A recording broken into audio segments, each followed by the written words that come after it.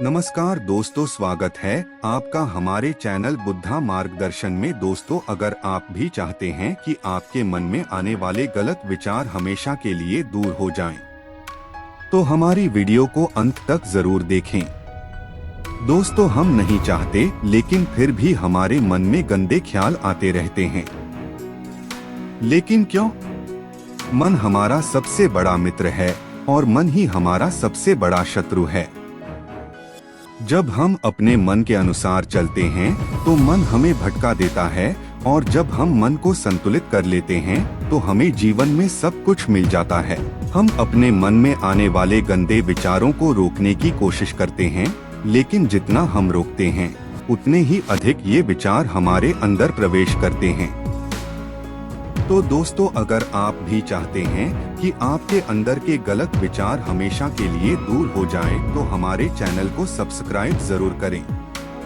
तो चलिए जानते हैं, आप किसी चीज से जितना दूर भागेंगे वह चीज उतनी ही ज्यादा आपके पास आएगी। इसलिए उस चीज से दूर न भागें, बल्कि उस पर संतुलन बनाए रखें। एक बार एक युवक गौतम बुद्ध के पास आया और गौतम बुद्ध से बोला, हे बुद्ध, मेरे मन में इतने गंदे विचार क्यों आते हैं?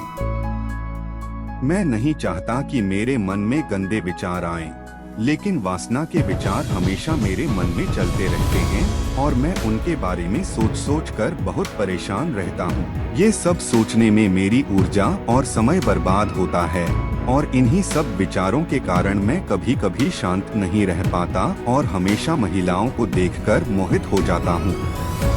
खुद को रोक नहीं पाते। बुद्ध मुस्कुराए और उन्होंने उस युवक से पूछा, क्या तुम जानते हो कि यह वासना क्या है? तब लड़के ने जवाब दिया और कहा, बुद्ध, मुझे नहीं पता वासना क्या है, लेकिन हाँ, जो भी है ये बहुत बुरी बात है। तब बुद्ध ने उस युवक से कहा, सबसे पहले तुम्हें यह समझना होगा कि जो कुछ भी हमारे अंदर स्वाभाविक रूप से है वह बुरा नहीं है।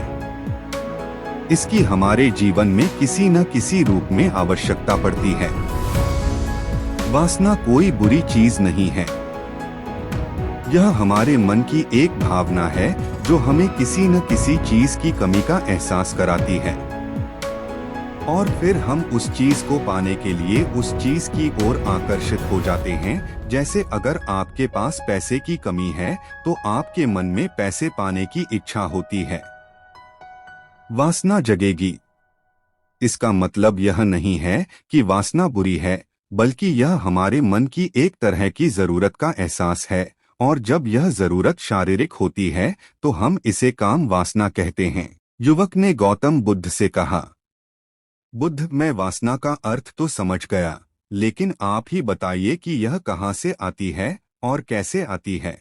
गौतम बुद्ध ने कहा कि वासना कहीं से नहीं आती, यह हमारे अंदर ही है, और इसका होना जरूरी है, तभी मानव जाति का विस्तार होगा। युवक ने कहा, जब यह हमारे अंदर है और जरूरी भी है तो लोग इसे गलत क्यों कहते हैं? बुद्ध ने कहा, यही समस्या है। लोगों ने वासना के बारे में गलत सोच रखी है। वे इसे छुपाने और दबाने की कोशिश करते हैं। वासना गलत नहीं है, लेकिन वासना का गलत तरीके से उपयोग करना गलत है। लोग जो पसंद करते हैं उसके लिए जीना शुरू कर देते हैं और हर समय उसी के बारे में सोचते रहते हैं, लेकिन यह सब गलत है। बुद्ध ने युवक से कहा, क्या तुम्हें पता है कि जानवर भी सेक्स करते हैं? युवक ने उत्तर दिया, हाँ बुद्ध, जानवरों में भी वासना होती है, क्योंकि जानवर भी अपनी पीढ़ी को आगे ले जाएंगे। बुद्ध ने कहा, तो फिर हम जानवरों की वासना को गलत क्यों नहीं कहते? युवक ने कहा, मैं नहीं जानता महात्मा, आप ही बताएं। गौतम बुद्ध ने कहा था कि जानवर अपनी वासना का उपयोग सुख के लिए नहीं करते, वे अपनी वासना का उपयोग केवल संतान प्राप्ति के लिए करते हैं। प्रकृति ने जानवरों को इतनी समझ नहीं दी है कि वे वासना को अपनी खुशी का आधार बना सकें, जबकि मनुष्य अपनी समझ के आधार पर प्रकृति में पाई जाने वाली हर चीज का उपयोग अपनी खुशी के लिए करता है। हम इंसानों ने काम और वासना को अपनी खुशी का जरिया बना लिया है, जबकि प्रकृति ने हमें अपने वंश को आगे बढ़ाने के लिए दिया है। लेकिन मनुष्य ने इसे अपने जीवन का अंतिम लक्ष्य बना लिया है और वासना को बेलगाम होने देना गलत है। लड़के को नदी पर न जाने के लिए प्रेरित किया और फिर वह लड़का अपने जीवन में कुछ बनने के लिए संघर्ष करने लगा। तो देखा आपने संगति का असर क्या होता है। अपनी संगति बदलो, अपने विचार बदलो। गुरु ने शिष्य से पूछा, क्या तुम्हें तुम्हारे सभी प्रश्नों के उत्तर मिल गए? तब शिष्य ने कहा, हाँ महात्मा जी धन्यवाद। तब गुरु ने शिष्य से कहा कि जब तुम्हारे मन में गंदे विचार आएं तो खुद को दोषी मत मानना। यह शरीर है और यह सब इसने हजारों वर्षों से सीखा है।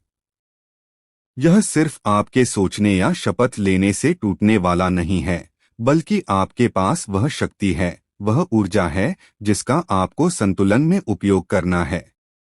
आप एक जीवित ऊर्जा हैं जो कुछ भी अनुभव करने के लिए स्वतंत्र है। इसलिए आप स्वयं को जानते हैं। इस कहानी से हमें यह सीख मिलती है कि हमारे विचार बहुत महत्वपूर्ण हैं। हमारे विचार ही हमारे भविष्य की दिशा तय करते हैं। हमें अपने मन में पूरी ताकत से सकारात्मक विचारों को अपनाना चाहिए ताकि हम सही दिशा में आगे बढ़ सकें।